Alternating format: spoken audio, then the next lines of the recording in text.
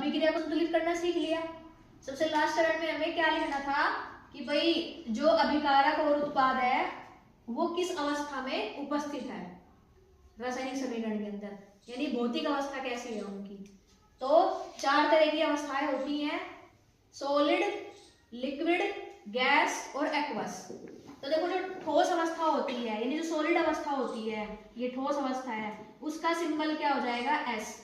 कि अगर कोई अभिकारक या उत्पाद ठोस अवस्था में उपस्थित है तो उसे हम किससे प्रदर्शित करेंगे, एस से। और अगर कोई द्रव अवस्था में उपस्थित है तो उसे हम किससे प्रदर्शित करेंगे, एल से। और अगर कोई गैस अवस्था में उपस्थित है तो उसे किससे प्रदर्शित करेंगे, जी से। और अगर किसी का जलीय विलयन उपस्थित है तो उसे क्या करेंगे, A2 से। बात समझ में आई। तो अब ये हमारी अभिक्रिया क्या बन गई, पूरी तरह से संतुलित रासायनिक अभिक्रिया बन गई, क्योंकि यहाँ साथ में इनकी भौतिक अवस्था को भी लिखा गया है।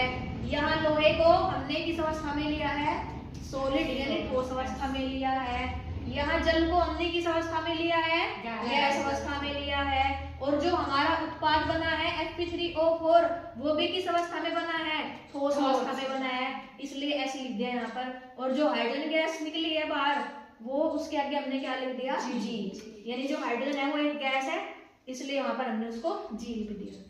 क्या मेरी बात समझ में आई सभी को? कोई बच्चा ऐसा जिसको ना समझ में आया हो? ठीक है, चलो बहुत बढ़िया।